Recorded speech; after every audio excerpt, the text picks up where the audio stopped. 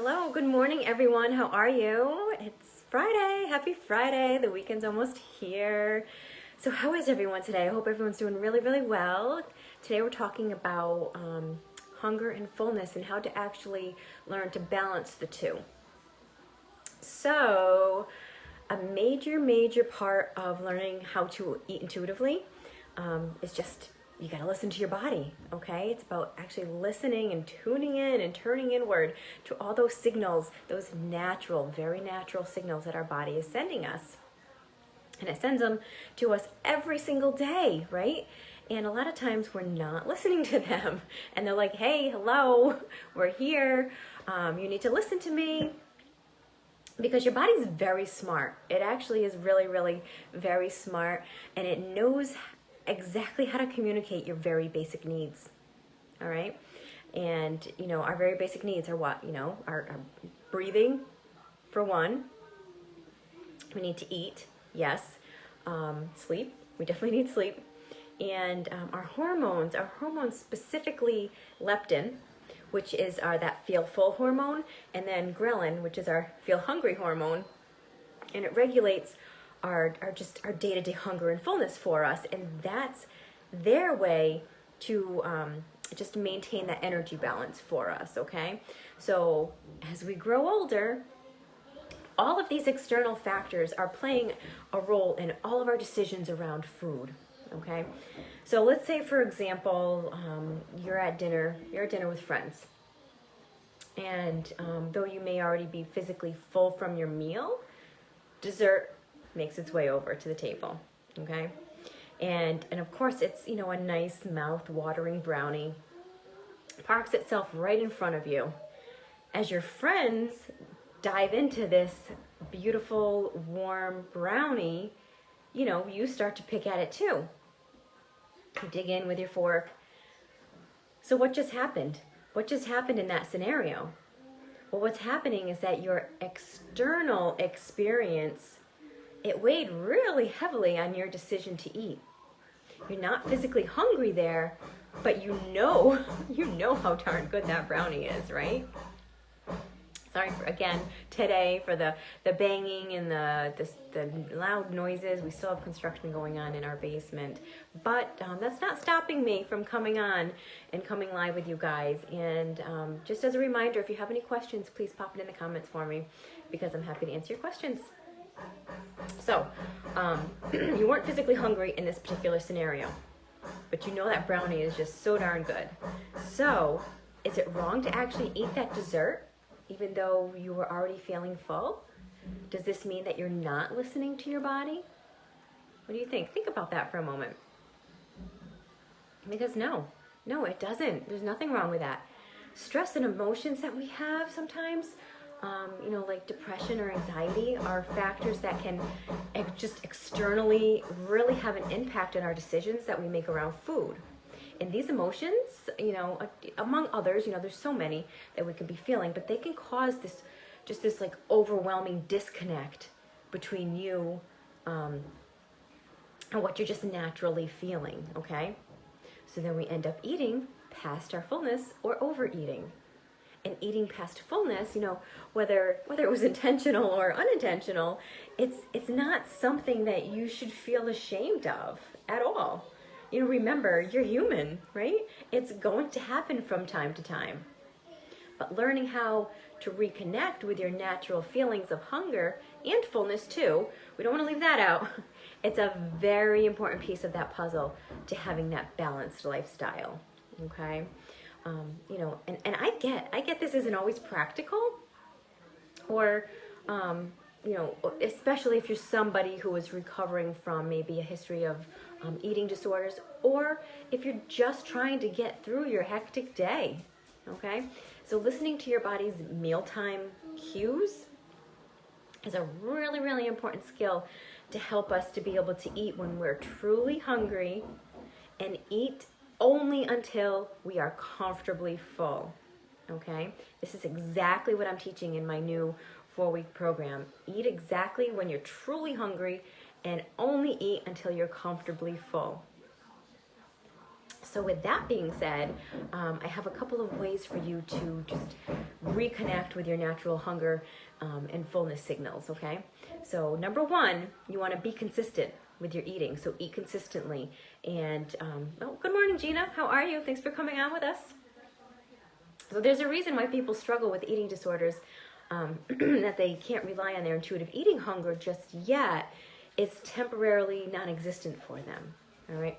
But this is because your body actually adapts to any calorie restriction that's going on. So what happens is now it's going to lower your metabolism when there's too much of a restriction, okay? Your metabolism going right down the tubes. And then it just requires much less energy to actually function, all right?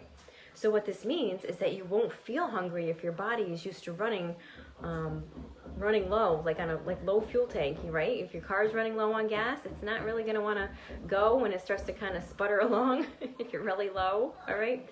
Same thing with your belly. If your belly's really low on fuel, it's, you're not going to have that energy to keep going through your day like you really need to. Good morning, Angela. How are you? Thanks for coming on. So, that's why eating enough calories throughout the day is really, really important, okay? But so is eating consistently. So we want enough consistently throughout the day to keep you going and keep that metabolism up, okay? A lot of people think they need to restrict too much. Good morning, Christine. Thanks for hopping on. A lot of people think they need to restrict, and they restrict too much, and then that backfires on them because then their metabolism goes right down the tubes, okay? When we're eating enough consistently, it's like putting wood on that fire. It's going to keep that fire burning for us and keep that metabolism up for us, okay? So you want to make sure that you're eating balanced meals and snacks throughout the day, and this will help you actually be able to feel your hunger when it's actually appropriate for you, okay? And next, you want to get rid of all of those unnecessary external cues, okay? We only want those internal cues that we really want to pay attention to. So get rid of those external cues. And what do I mean by that? That's like calorie counting, counting points, counting macros, any of those restrictive food rules, even some of the apps, can be really holding us back a little bit because they can get so restrictive or make us be really restrictive. And there's so many methods available that control our food intake, all right? But we should be in control of that, I think. And because that key word here is control, all right? So instead of relying on how many calories you were actually allowed, check in with yourself instead. Check in with yourself like halfway through your meal. Ask yourself, okay, at this point, is this giving me energy? Is it giving me the energy I need that I will be satisfied for the next few hours or so? So create a balanced situation for yourself where you're eating enough.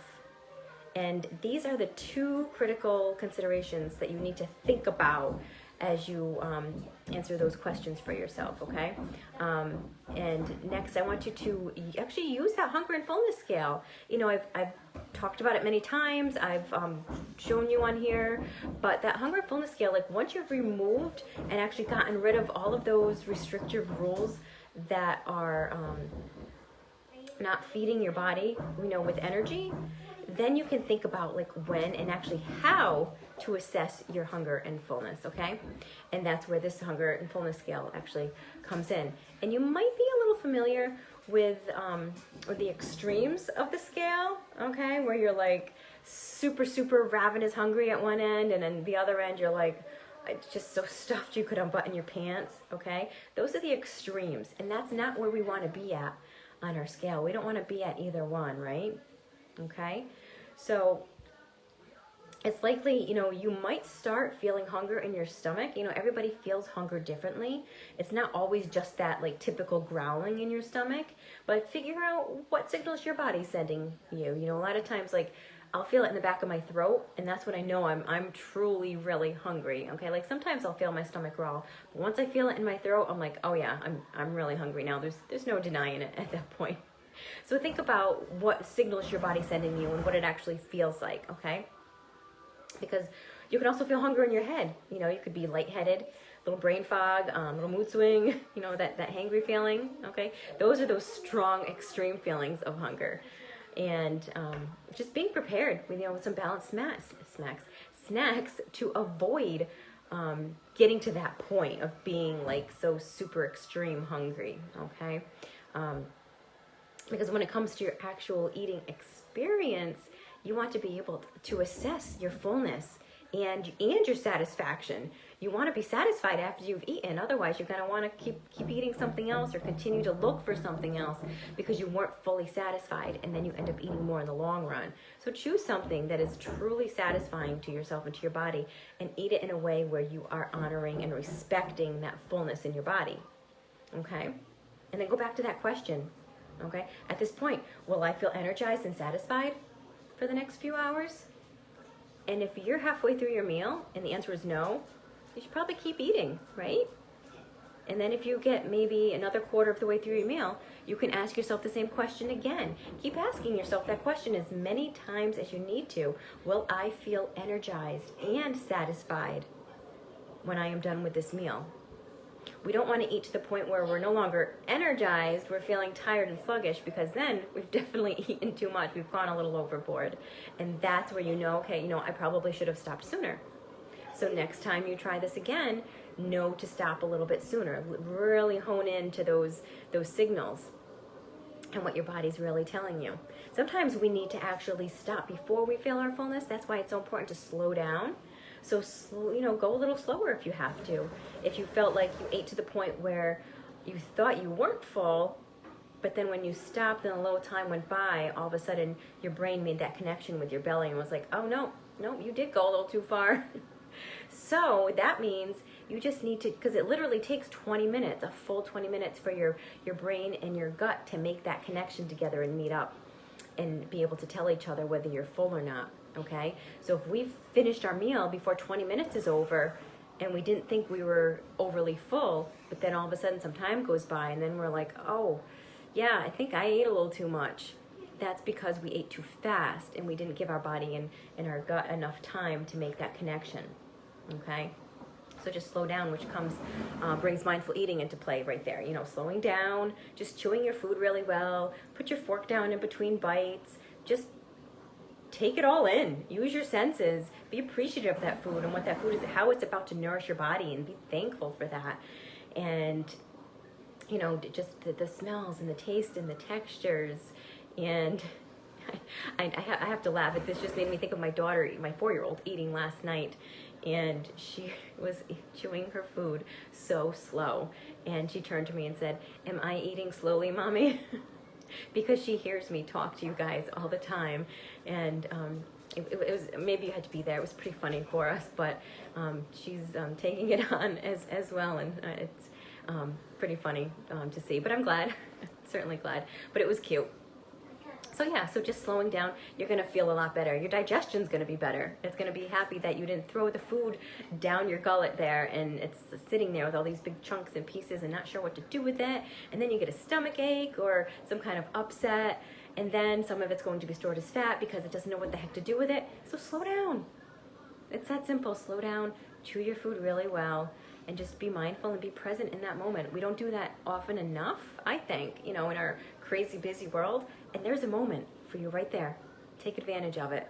When you're eating, sit down, slow down, and enjoy it, and let it feel really good in your body. And that'll make all the difference for you. So let me know if you have any questions about hunger, fullness.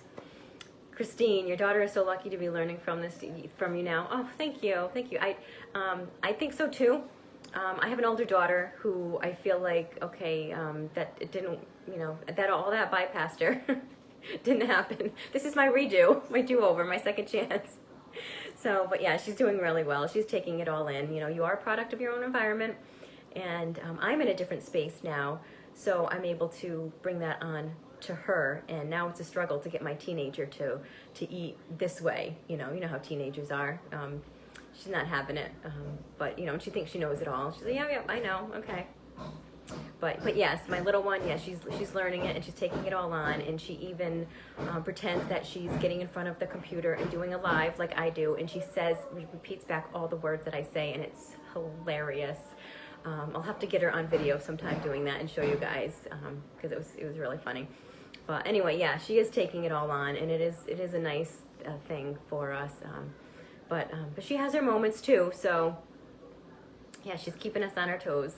But yeah, so if you guys have any questions, you let me know. Hunger, fullness, how do I feel it? How do I know? When do I know when to stop? Let me know. I can walk you through it. We can chat. And if you have any other questions besides that too, about health, wellness, weight goals, just let me know. I'm happy to chat with you. So I guess that's it for now. It's Friday. Yay. Happy Friday. And I hope everyone has a wonderful weekend and Halloween. And it's actually cold and chilly here in Rhode Island. And we have some rain with a little bit of snow mixing in today. So it's kind of a chilly day, but I have a busy day ahead of me, so I'm going to continue with my day, and I hope you all have just a super awesome day and an awesome weekend, and I'll be talking to you soon. All right, bye guys.